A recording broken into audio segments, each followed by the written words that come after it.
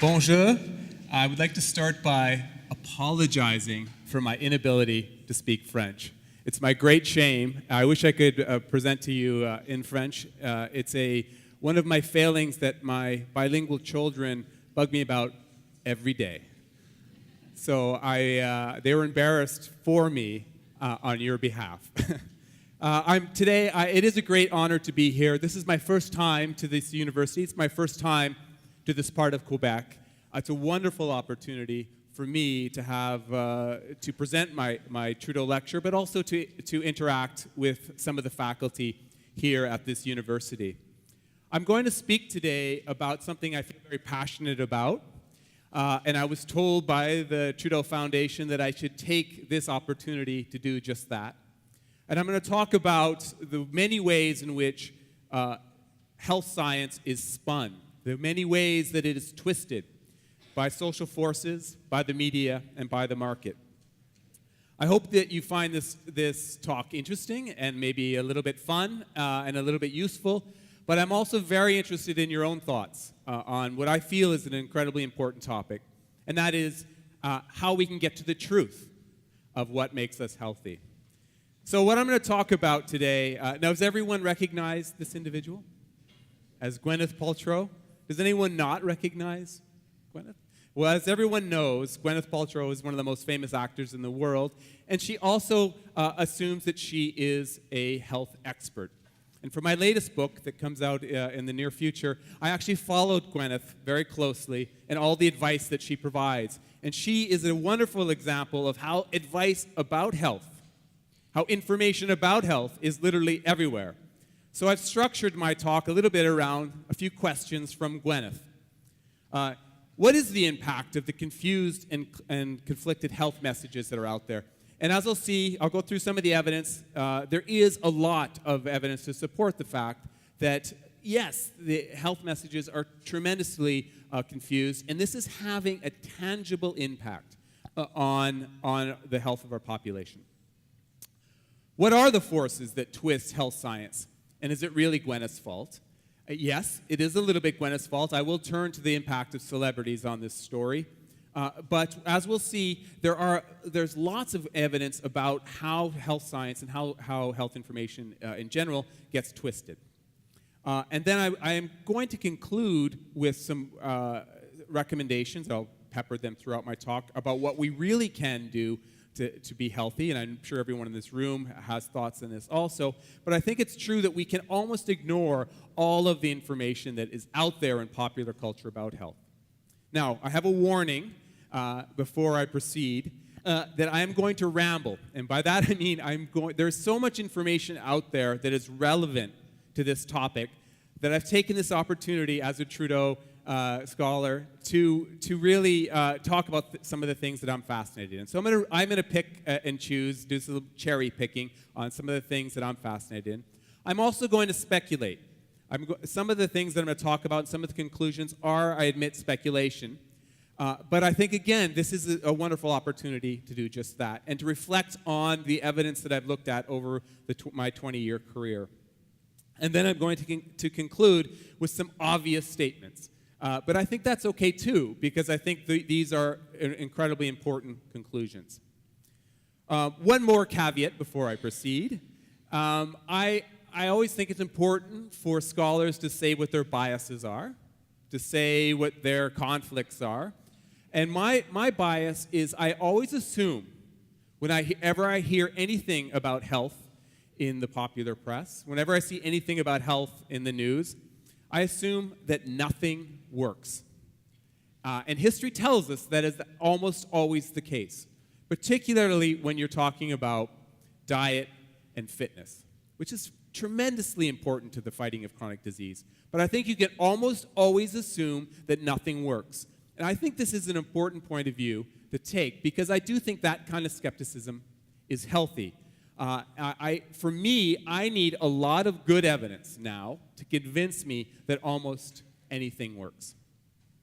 Okay, so moving forward, what is the impact of the confused and conflicted health messages out there?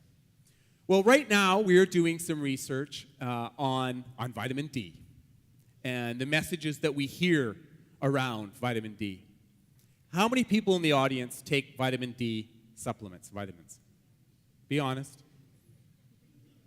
A lot of people. Well, this is a wonderful example of an area where the message is incredibly confused in both the popular press and in the academic literature. So in 2010, and again, this is a study that we've just finished and is actually submitted for peer review. In 2010, if you looked at the headlines all over the world, you get messages like this. You know, what do you lack? Vitamin D. Can vitamin D replace the flu shot? Maybe. The answer is no, by the way. Can vitamin D, we should take triple the recommended amounts. Everyone's seen these messages, right? Move forward just 3 years, same newspapers, different messages, right? Vitamin D, limited value. Don't waste your money on vitamin D, right? Vitamin D, not as effective as we used to think. And we've mapped hundreds of these articles from all over the world. And in fact, as people in this room probably know, the literature is very conflicted on this, whether we need vitamin D or not. So a great example of a conflicted message that the public needs to deal with. There are many more of them. Superfoods, right? Ice cream and bacon as a superfood. I wish bacon was a superfood.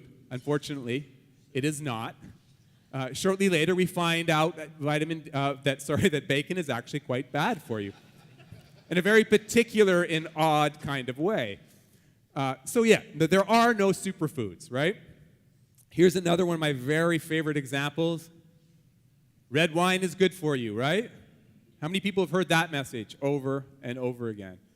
Is it true? Well, the data is actually more uncertain than often portrayed. Recent studies say it's not good for you after all, and other recent research has even questioned the value of antioxidants more broadly. Right? So another great example of a conflicted message. Studies have shown again and again, and this is a terrific study from the UK. Ben Goldacre is one of the authors, one of my favorites. He, again, noting that the messages around dietary and health advice is incredibly conflicted. And then, of course, no surprise here, everything you hear from Wikipedia is wrong. Well, 9 out of 10 things. So we have this evidence that there's a conflicted message, and as you guys know, I could go on and on and on. Given that, it's no surprise that the public is very, very confused. And again, we have research to support us here. This was a terrific study from the United States, and a very similar one was done in Canada by my colleague Arya Sharma, came to the same conclusion. Look at this. They asked, Americans think that doing their taxes is easier than figuring out what to eat, how to exercise, and how to be healthy. Ridiculous, right? And this kind of confused message has an impact on the decisions that people make. This was an interesting study, relatively small one, that found that, yeah, these confused messages cause the public to shut down. Now, I know there are healthcare providers in the room, and you've probably maybe experienced this, right? That people just don't know what to do, so they sort of freeze. They ignore the information. Another study talks about healthy eating, the overload that the impact has, the confused messaging also causes the people just to start ignoring things altogether.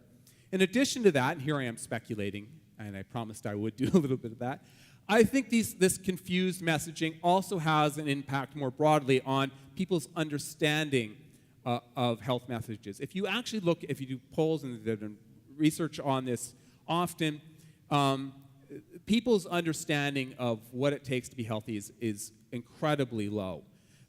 Look at this study. 73% of Canadians were not aware of the link between cancer and a lack of exercise. 2/3 are not aware of the link between that and being overweight. The data from all over the world confirms this kind of lack of understanding, which I think flows in part from the confused messaging.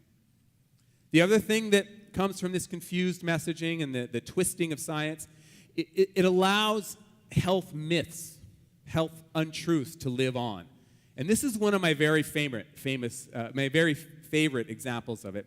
I took these pictures just a couple weeks ago in an airport. I stood in front of the magazine rack, took out my phone, and took pictures of all the covers of the women's health magazines.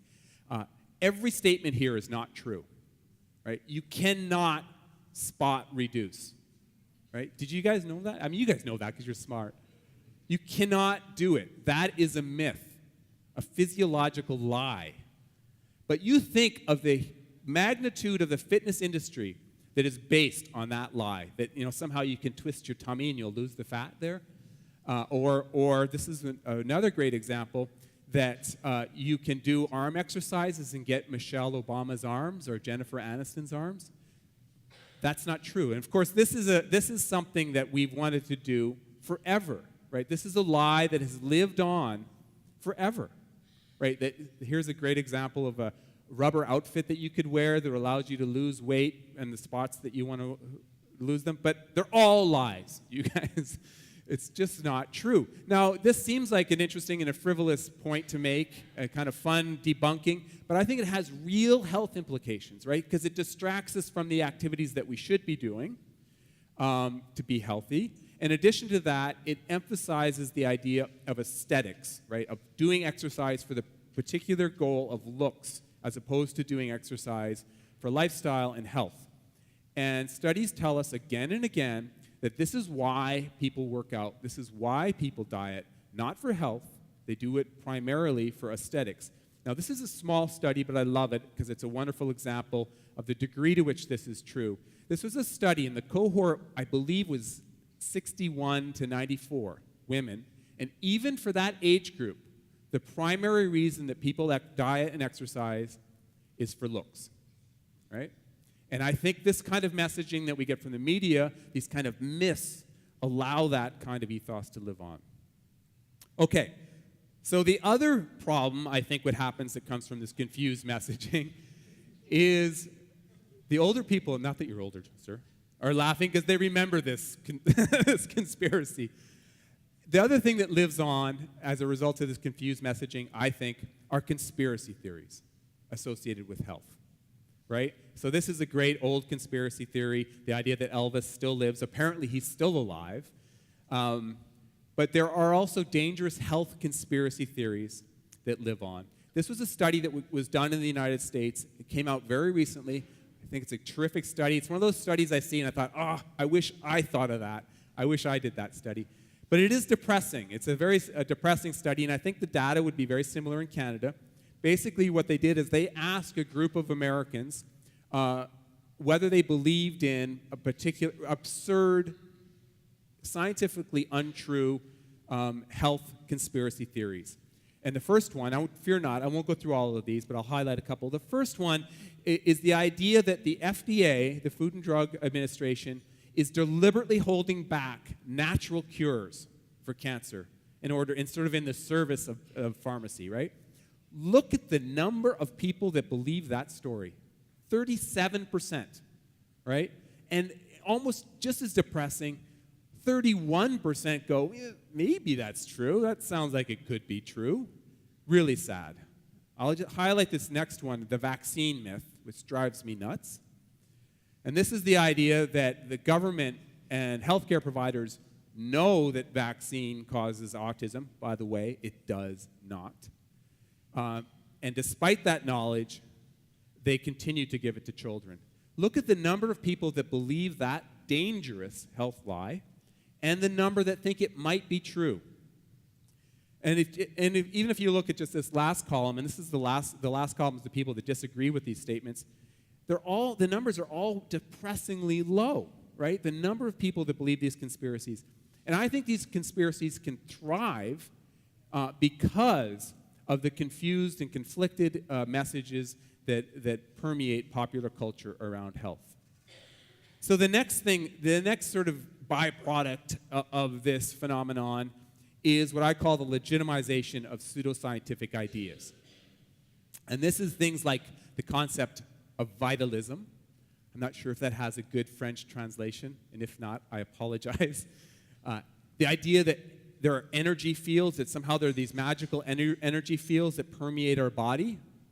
It has no foundation in science. or the idea that nature cures, this nature cure ideology. I think that these kinds of ideas can thrive because there are so many different conflicting scientific theories that appear to be legitimate in the popular culture. And these can, again, have a real impact on individuals' health. It can lead to the unnecessary taking of supplements. It can lead to crazy health actions like colon cleanses. It can lead to things like people believing that coffee enemas have a real benefit. And of course, it can lead to things like the anti-vaccination movement. Again, very, very dangerous. So we have this clearly twisted messaging out there, these conflicting messages out there, and then we have what I think could be real impacts. Now, before I proceed, I want to note that I appreciate that this is a very complicated phenomenon, both psychologically, socially, and I'm not suggesting that just having clear scientific information available will cause people to behave in a rational manner or to only behave in a science-based manner. People make health decisions based on a whole bunch of reasons, right? It's not just based on evidence.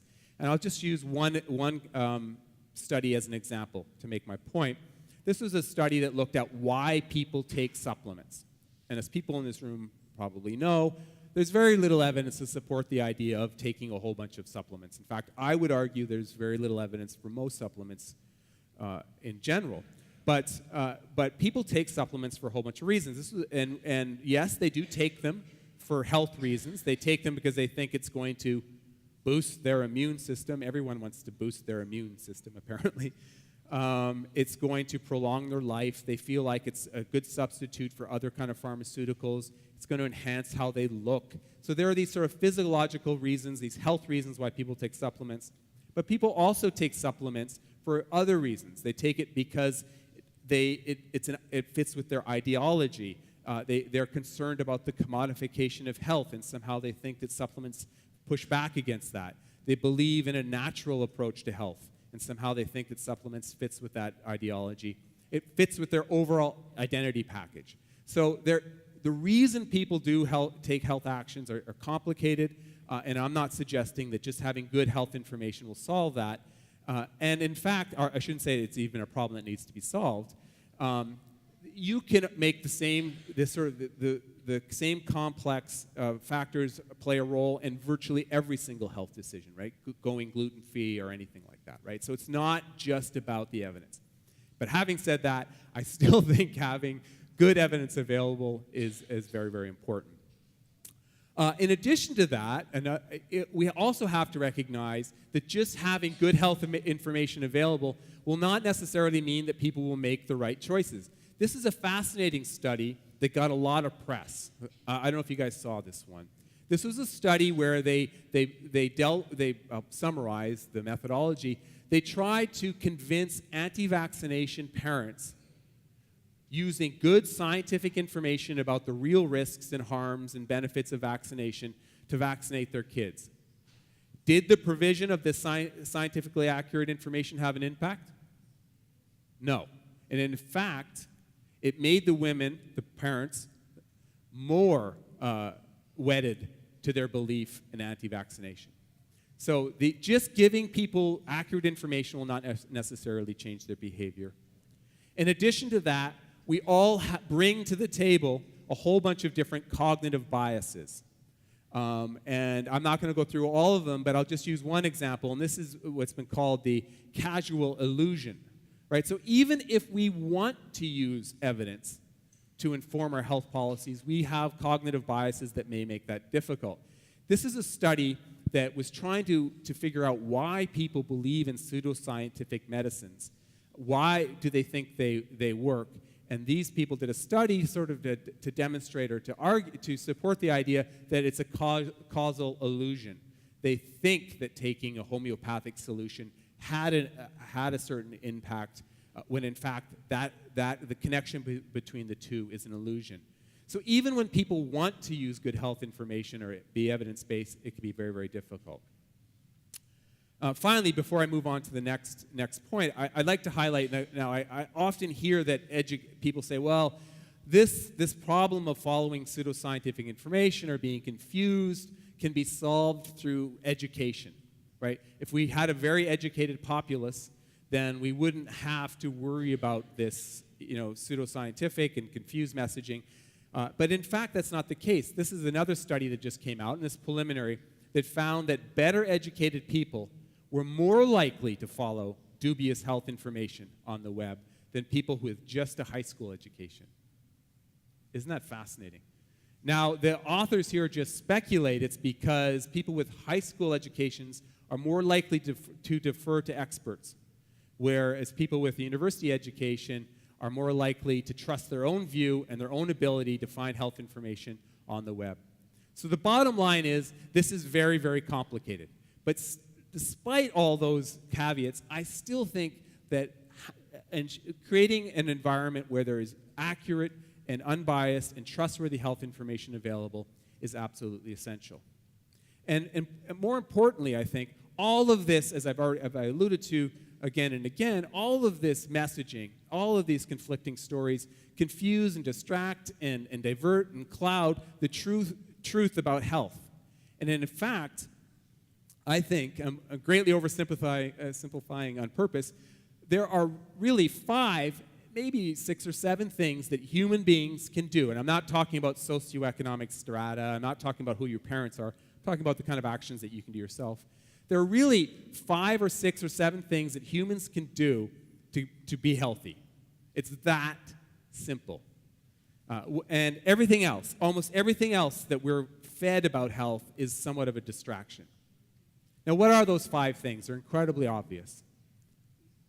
They don't smoke, right? If you smoke, virtually everything else you do is irrelevant. I have colleagues that smoke and they worry about GMO food, which seems insane to me. Or they smoke and they drink bottled water because they're worried about contaminants. Or they smoke and they eat organic food. If you smoke, nothing else matters. If you believe the World Health Organization, smoking will kill 50% of the people that do it. Okay, and in Canada, things are getting better. We're down to 17% smoking rate, but we could do even better. And it shouldn't be forgotten that more people on planet Earth smoke now than ever before. So this remains a huge issue. The second thing, vigorous exercise, right? Real exercise. I love this quote. Exercise easily surpasses the effectiveness of any drug or other medical treatment. It truly is a magical force, exercise. Just exercise. Nothing special to it, right? The next one, I'm cheating a little bit. It's eat real food. But even here we can be simple, and we could ignore so much of what we hear. You eat lots of fruits and vegetables, whole grains, lean protein, some dairy, a little bit of alcohol. There's nothing magical, right? It's that simple, and studies, again, have shown this over and over again. Fourth is a tough one, maybe the hardest, weight management. We should strive to do that. And finally, take some preventative actions. Wear a bicycle helmet. Wear your seatbelt. There's a great picture of a celebrity riding his bike from Whole Foods with his bag of organic apples with no helmet. And the risk perception is fascinating. You just take these if you're not taking basic health prevention steps, all these other things on the margin seem foolish. Now, there are some emerging things that we should also be doing, such as perhaps sleeping more. I think that this is emerging as one of the great public health concerns. And there's also an issue that everyone sits too much, right? That we should be standing more often. And I think this data is starting to emerge to be legitimate.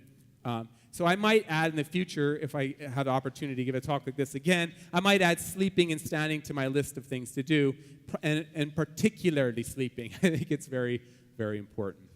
So why raise these concerns that are so obvious? Well, because absolutely no one's doing them. If you believe the studies, very few Canadians, very few Americans, very few people in the UK are getting enough exercise or eating enough fruits and vegetables. These basic truths are lost, and I think one of the reasons they're lost is because the health messages are so confusing for the general public. I'll just highlight one of these studies. This was a study from the United States that found only 5% of Americans, and I think that's generous, are getting any form of vigorous exercise. What do you think the number one moderate exercise is in the United States? Anyone want to guess? The number one moderate exercise. Walking's a good guess. No, it's food preparation. So that's the situation we're at, you guys. That's where we are. This was an interesting study done by the American Medical Association. They had a list of 7 activities. It was similar to my list of 5. They had 7. I think they had sleeping in there also. And they found that only 1 in 1,000 Americans are doing these activities. Okay, so it is a very problematic situation that we have. Okay, so we have a confused message that's out there, and I think this confused message is having real health implications. So what's causing this confused health message? Now here I'm going to a little bit diverge because I'm going to talk about the forces that twist what we hear about science generally, and then I'll come back to some of the forces in the context of health. Well, I do think this is an area where we do a lot of research. I've had the opportunity to research this topic for many, many years. I find it fascinating. But there really are a lot of forces at play, from the researchers who are just excited about their work, to research institutions, to the media, and even us, how we perceive things. These cognitive biases have a play. And I think it's this, I call it a hype pipeline that impacts how we perceive things. Now, I am a science geek. I believe that science eventually prevails, like through replication of studies, through good research. I think that we nudge ourselves closer to the truth. Science eventually prevails. But the things I'm going to talk about today, at a minimum, make the scientific process, much more inefficient. Now, this is a study that a paper that I published with Celeste Condit from the University of Georgia in 2012. And what we did is we tried to map all of the forces that twist and have an impact on what researchers, and we were looking at university researchers, how their work is portrayed. And we called it a hype pipeline. And there really are many, many, many forces. And fear not, I'm not going to go through all of them, but career pressure, publication pressure. I know there's academics in the room here. Institutional pressure, funding pressure, commercialization pressure, there's vested interests. All of these things work to twist what we hear about science, and the public gets what's at the end of the pipeline, right? So let's just go through a couple of examples here so I can move forward quickly. Let's look at the research setting. Studies have shown again and again that medical research is often what's found and published in not only in peer-reviewed journals but in the media is often exaggerated. One of my favorite researchers, John Ioannidis from Stanford, has done great work on this. Here's one of his well-known studies that found that research results that have a large effect size in the context of biomedical research, so there's a large effect size, are almost always wrong.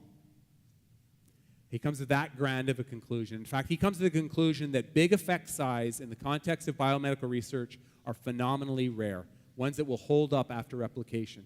Replication studies always narrow the effect size, right? This last study, the one that says U.S. studies may overestimate the effect size, is also a great example of how the environment can have an impact on how science is represented. It's a very clever study that John did here. He looked at the impact of different environments, again, on the effect size. And what he found was in countries where there's more research competition, where the competition as an academic is more intense, such as in the United States, the effect size is bigger, which is scientifically impossible. You follow that, right? The effect size should be the same everywhere. He speculates, and John is always very, very careful about how he represents his work, but he speculates that it's just systemic pressure on researchers to make their work look more exciting so they can get more profile in a more competitive environment. Really good example of how the subtle forces have an impact on how science is represented. So you have that kind of hyped work happening already at the level of the researcher. Then it goes to the research institution, and people are into the press, and people write abstracts. I'm sure, how many people here have written an abstract for a paper? Almost everyone, probably. The researchers write these. Studies have shown that 40 to 50% of all abstracts have some hype in them, or some spin, or some exaggeration in them. Those are the abstracts. And then, of course, it goes to the press release, right? And the university press release puts a little bit more spin in it, of course. And it's those press releases that have an impact on how the media portrays it. Now, unfortunately, what happens is that those first exciting stories about some big effect size or some exciting new diet, those are the ones that get the headlines. And studies have shown, this, again, interesting study, that the subsequent research does not get as much attention. So as a result, the myth, the belief in the big effect size in popular culture lives on. Now, let's move to the media a little bit. One of the great problems in the context of health, the area where I do most of my research, is that the studies, the actual methodologies that are used are often, I won't call them problematic, but they're challenging. They're often association studies. They're often big cohort studies. There may be people in the room here that do this kind of work. That research is valuable and useful. But when you're studying diet, when you're studying the impact of physical activity, it's very, very difficult to do it in a way where you get actual causation. What you get is an association, right? You study 200,000 people, and those who eat broccoli have a lower chance of colorectal cancer. Therefore, there's an association between broccoli and cancer rates, right? But it's just an association. And so much of the work in this area is like that. But association studies are inherently limited. This is one of my favorite studies. Now, if Canada wants to get more Nobel Prizes, I just came from Switzerland, so I have firsthand qualitative data on this. If we want to get more Nobel Prizes, Canada should, all of us should eat more chocolate. Because there is a very strong correlation between the amount of chocolate a country eats and the number of Nobel Prizes that they have, right? In fact, these researchers went even further. They did some qualitative work. They interviewed this Nobel laureate who won the Nobel Prize in Physics in 2001, and he says he attributes all of his success to the very large amount of chocolate that he consumes. And he goes even further, and he says that you got to eat that dark chocolate because milk chocolate is not as powerful. He later regrets his statements, and he says, I'm sorry that I insulted milk chocolate because it's good too. So you get where I'm going here. There are these association studies, and so much in health is based on these kind of association studies. Let me give you a couple other good examples of correlation problems. The divorce rate in Maine is very closely tied to the amount of margarine that the state eats.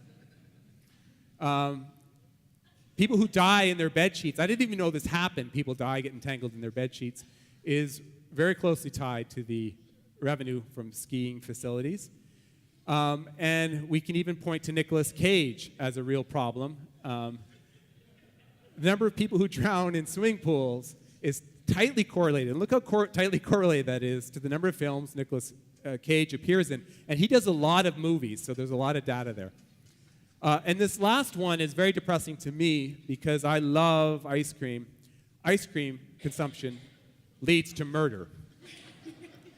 So this is funny stuff, but it's a very important cautionary tale, right? So much of this data, particularly diet data, is correlation data, and so it should give us pause. Here's another good example of how the media can have difficulty with methodologies. Again, we're going back to red wine. We all love wine. Do you guys see this headline? See this story? Red wine can help you lose weight, so you can drink as much as you want. They say that about chocolate, too, allegedly. You can eat as much chocolate as you want. So who did they do this research on? Everyone says French women, but it wasn't French women. They did the research on bees. So it wasn't even rats. It wasn't even chimpanzees. It was bees. I picture a bee with a little Chardonnay, you know. And they didn't even give the bees all the wine. They just gave them a component of the wine. Now, this is a really important message because it goes to the danger of looking at animal studies. it is very rarely, and again, I know people in this room probably know this, but it's worth repeating, it's very rare when an animal study actually translates into something that is clinically useful. It's extremely rare. In fact, less than 9 in 10 animal studies even make it to clinical trial, right? And those are the high quality ones. So we have that problem. We have to be very, very cautious about that. Now, the other twisting force, and this is one that we have done a lot of research, and I think it's becoming, I'm very passionate about this problem, and it's becoming a bigger issue, is commercialization pressure. All the researchers in this room now will have sensed this pressure. There's increasing pressure on the research community in Canada and really around the world to only do research that is of commercial value or to link with industry or to do research that can be translated rapidly. My favorite example of this pressure is from Barack Obama's 2011 State of the Union address, where he said that this is our country's Sputnik moment. He called it the Sputnik moment. He was evoking that time in the United States where the scientific community rallied to put a man on the moon, right? But he wasn't talking about going to the moon. He wasn't talking about curiosity-driven research. He was talking about using research as a way to stimulate the economy. So he was saying to the United States research community, this is your Sputnik moment, and use your research in order to stimulate the economy. He went so far to say that we will invest in biomedical research in order to create countless new jobs for our people. Now that is really significant translation pressure. And I believe it's that kind of translation pressure that leads to the hyped language around a lot of science. The genetic revolution, the stem cell revolution, the nanotechnology revolution. We have to frame it in these big terms because that's the way it has to be framed in order to get not only the attention of politicians, but of funders, etc. Now, we just finished a study that will be coming out in the near future on the Canadian research environment. And what we did is we looked at virtually every funding agency in Canada, whether at the federal, provincial, or institutional level. And we found, don't worry, you don't have to read this stuff, that no matter where you look, whether it's in these from these funding agencies to funding entities such as the CIHR, to universities, this commercialization ethos exists. In fact, we conclude there's no place in the Canadian research funding environment that is not touched by this commercialization and rapid translation ethos. And more importantly, we think that is the costs and the downside of that, such as twisting the message, are not mentioned anywhere. So we have this commercialization pressure. So let me go through a couple other twisting forces, what I call some of the underplayed ones that have an impact on what the public hears about health and biomedical science. The first one, have you guys heard this one? It's called the white hat bias. And this is a force that causes, and this was done in the context of obesity research, that is associated with a phenomenon where if the research is associated with a noble cause, right, fighting obesity, it's more likely to get published and the effect size is more likely to be big. Right? So it's a righteous cause, a noble cause, and therefore the research is more likely to get published and the effect size is likely to be bigger. Another one, and this is an area that we're doing more and more research, is social media. Studies are showing again and again that social media, how you work social media, will have an impact on whether a study is referenced, is cited, and the impact that study might have. Here's a really great example of that. Do people know who Craig Venter is? Craig Venter is a very, very famous geneticist. He's like a rock star geneticist. When he shows up in conferences, he has his own bus. He has his own entourage. His bus has got a big double helix painted down the side of it. And he does great work. But he tweets before a study is coming out to sort of heighten excitement about his study. And sure enough, it has an impact. It worked for me. I followed him. It has an impact on whether you read the study and whether the study will be subsequently cited.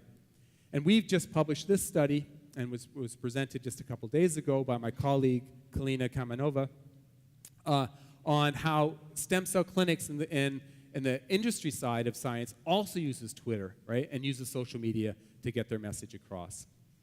Studies have shown, recent studies have shown that these kinds of social media work can have an impact in a really significant way. I won't go into great detail here, but this study found that all forms of social media are significantly associated with increased citations and impact factor. Now, people may say, well, that's great. What's wrong with that? And I am of two minds here, because I think it's fantastic that social media allows more people to have rapid access to scientific information. I use Twitter a lot. You might have seen I have my Twitter name up there at on the first slide. So I do think it can be very, very useful. But it can also allow bad scientific information to get a foothold. And this is, it can allow what's been called the availability cascade. Cass Sunstein has talked about this, to take hold. Once the bad information's out there, it just keeps flowing and flowing, and it becomes very, very difficult to bring it back in. So social media may accelerate the availability cascade, allowing bad science to get a foothold.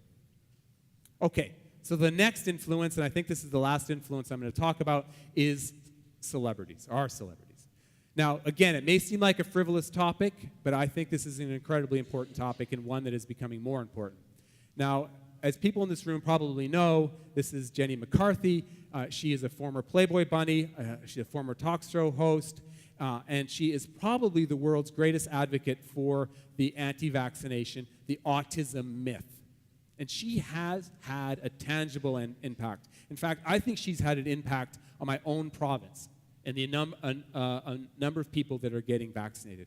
This woman has had a real impact, spreading unscientific statements about vaccination. And we have seen the decrease in vaccination rates occurring around the world. And then we have this individual. Does everyone in the room know this person, Dr. Oz? The man drives me nuts. He absolutely drives me nuts. I don't know how he sleeps at night. Probably on a bed of money, right? He spreads unscientific truths. Now, he's an interesting phenomenon because he's a real professor, a real doctor at Columbia University, and the things that he says are incredible. And he have a real impact. He talks about homeopathy. He talks about, again, these energy fields being cured by relieving through back manipulation. He talks about magic weight loss, and he loves detoxes. Detoxes, by the way, there's absolutely no evidence whatsoever to support the idea of a detox, by the way. And he is incredibly influential. And here's my friend Gwyneth Paltrow again, talking about using her organic foods, but also smoking, which I cannot believe. And again, pushing her detox. Now, by the way, for my latest book, I went on Gwyneth's detox. I went on her cleanse. I went to Hollywood and met with her doctor, and I had her doctor prescribe her routine for me, which I followed religiously for the amount of time I was supposed to follow it. It was hell. And I'll be happy to tell you more about that in the question period if we have time. Of course, not a stitch of evidence to support that. And here we have Katy Perry. Does everyone know Katy Perry? Probably the most, I think you could argue, one of the most famous female singers alive today. And she is all about taking vitamins and supplements. And here's a picture of her holding up all the vitamins that she takes in the day. She's really proud of her vitamin life. Now, people may say, so what? Why would people care what Katy Perry says about vitamins? How many Twitter followers does Katy Perry have? 54 million. So there's interesting research that shows that people develop this parasocial relationship with people like Katy Perry, and they believe that they're having an interaction with her when they're having an interaction on Twitter with her, and that heightens her influence that she may have. Justin Bieber, by the way, only has 50 million followers. Just thought you might want to. So we have this kind of influence that Twitter has. Now, again, people in this room, you're a very sophisticated audience. You may be saying, I know celebrities say stupid things. I don't believe them. I don't follow them. Well, there's some interesting emerging research, and one of them actually done by one of the Trudeau scholars, Stephen Hoffman, suggests that we are unconsciously influenced by celebrities. And other researchers suggest that we're evolutionarily predisposed to follow celebrities. We can't help ourselves. So they have a real impact. And there are a lot of other studies that show the impact they have. They can impact organ donation rates. We've already talked about vaccinations. They influence suicide rates, etc. And of course, there's the story of Angela Jolie. We actually did a study on how the Angela Jolie study was portrayed. And it was not portrayed as well as some people think. In fact, we found that most of the elite media did not mention how rare her condition was, giving sort of the assumption that everyone should get genetic testing and that prophylactic mastectomy was maybe more useful to people than the science would suggest. And there's been subsequent work that has shown that to be the case. So celebrities can have a real, tangible impact in this domain. So there is what I call a cycle of hype. And what makes this whole phenomenon that I've talked about today more problematic is all of these forces are complicit collaborators. They all work together in a chain, right? There are very few sources or forces on the other side. In the short term, everyone benefits from the hype, from the twisted messages, from the confusion. The market wins, the celebrities wins, everyone wins, of course, except for the general public and our health. So I think that we need science-informed, independent, accessible sources of information. And we can relax and we can ignore almost everything that we hear, especially the stuff that Gwyneth says. So moving forward, what can we do? I think as a community, we need to think about changing our incentives, how we incentivize scientific research. Researchers need to get involved in popular culture. Now, I know this may sound counterintuitive, but social media is not going away. Celebrities aren't going away. Popular culture is not going away. I think the research community needs to get engaged and become part of the discussion so good scientific information is out there. I do think we need more well-financed, independent sources of public health information, things like the Cochrane collaboration, which I'm a big believer in. I think it needs, the public needs to have information that they can access and feel confident accessing. So do healthcare providers. I think we probably need more media training. I think we need to nurture skepticism in our schools. I started with my own skeptical belief that nothing works. I don't know if we need to go that far, but I do think we need to nurture skepticism and an understanding of the scientific method. And I also think, finally, that we need to face the impact of aggressive commercialization and translation pressure. I do believe that working with industry is valuable, but I think that it also has a downside. So my concluding comment would be that producing and protecting good science has emerged as one of the most important functions that a government and a liberal democracy can do. I truly believe that, and I think that entities like the Trudeau Foundation go a long way to making this happen. So I'm going to end there and say thank you very, very much for your time, and I hope you have some questions. And I look forward to the panel. Again, thank you very much for this opportunity. A true honor to be here.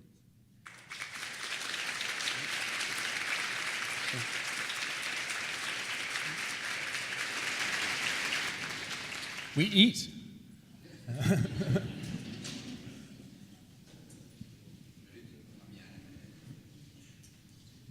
Alors, une question, I'll go in English for you. What could university principals and deans do to try to limit the effects of such a translation process and the commercialization of research results? I think that it's a great question. I think that researchers and the media offices of universities should work increasingly close together. I think that's starting to happen, and I know we have people from media in the room, where the press releases are checked and they are deemed to be accurate. Now, I do a lot of media, and what I try to do is come up with a statement that is media-friendly, that I feel is very, very, I'm comfortable with. And that can be a real challenge, right? Taking a complicated topic and making it into a sentence or even shorter that is available. But I think that is a really good first step. In addition to that, I think that deans and presidents of universities should encourage the faculty to get involved in popular culture and to get involved with the media. I think there is a great hesitancy in academia to stay away from that. You know, I have many colleagues that don't like dealing with the media, or they almost look down on the idea of doing things for popular culture.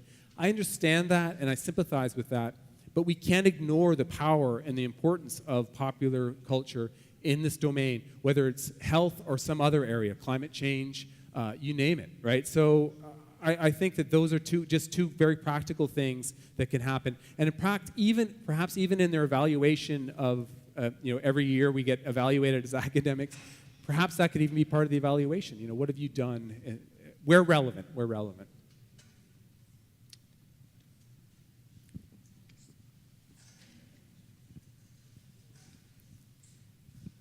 Est-ce qu'il y a des fabricants de médicaments ou d'autres substances pour la santé paient des chercheurs pour avoir les résultats qu'ils veulent? Est-ce qu'il pourrait y avoir une investigation là-dessus? Est-ce que vous comprenez ma question? Please. So, are there researchers who are doing research paid by commercial interests? Oh, yes. It's a great question. Now, we've actually studied this. Again, I'm not putting down the idea of getting paid by industry. In order to translate, we live in a market economy. And in order to get health products and even health services to the clinic, often you're required to partner with industry. And those can be very productive and fruitful partnerships. But it does have an impact on the nature of the research and how the research is represented. And there's been studies again and again and again that have demonstrated that's the case. The other thing that we have found in our research is that the trust that the public puts in a researcher decreases substantially when the researcher is involved in industry. So we asked Albertans, over 1,000 Albertans, who they trusted in the context of research, and in the context of, it was in health in general, but almost number one was university researchers. But that trust deteriorates rapidly when that university researcher receives funds from industry, just to show how sensitized the public is to these issues. So it's a great question. Increasingly, it's becoming rare for biomedical researchers not to have some kind of interaction with industry. So I think we need to get clever about how to foster those very productive relationships while still maintaining the integrity of the research and the trust of the public.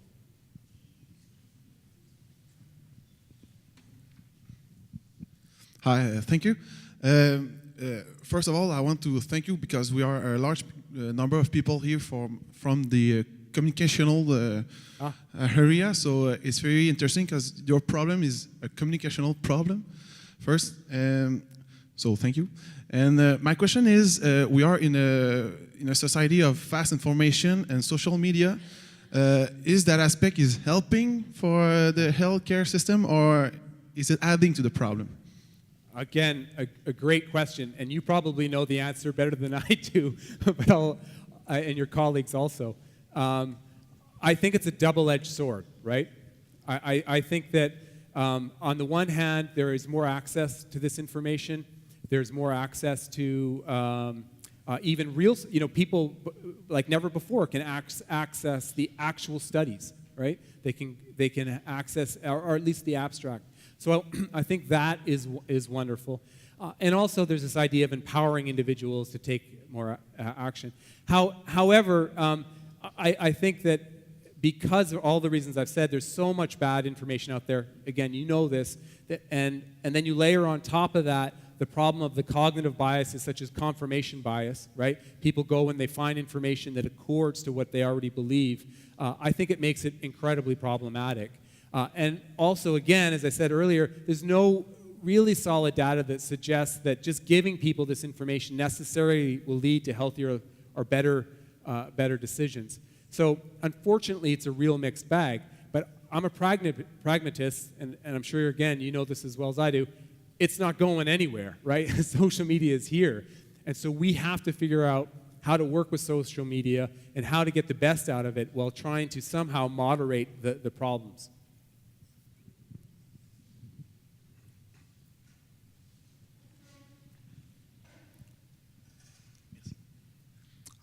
What would be your personal intuitions about how to put the social media to use in order to improve, health awareness in general? Oh, that's a tough. Do you have any? Do you have any? So I do have thoughts. It sort of builds on what I was saying before. I think that that people need to get on. They really need to get involved in social media. Researchers, they need to tweet their work in a way that is understandable to create access to this information. But in addition to that, I think that we need to have access to the actual data, and that. So I wrote a piece, or was involved in a piece that was in a document called Healthy Debate, where we were profiling the Norwegian model. And in Norway, they tried to make all health research accessible to everybody. So there's no paywalls. Everyone has access, whether you're a citizen, a family doctor, a physiotherapist, everyone can access the same information. So I think we need that, maybe not to that degree, but down in that direction.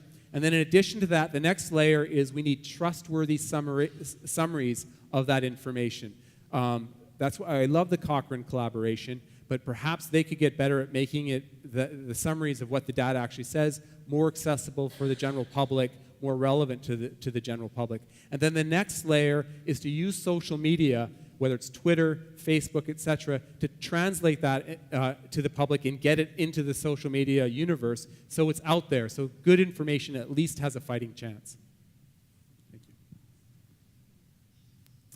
Well, thank you very, very much, you guys. I look forward to interacting with you later. Thank you. Thank you.